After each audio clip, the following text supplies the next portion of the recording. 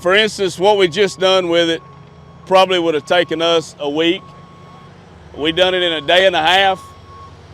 Plus, I actually, instead of having guys sitting around measuring and pulling string, I actually got more stuff done because they weren't tied to me checking grade.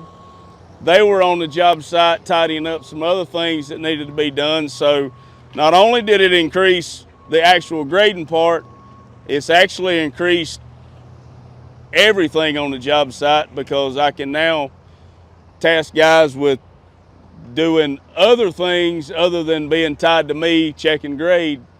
I can now check grade just by looking on the screen in the cab, which not only, like I said, not only increased productivity on grading, but also every little thing around the job because now you've got people doing other things that otherwise would have to be put off.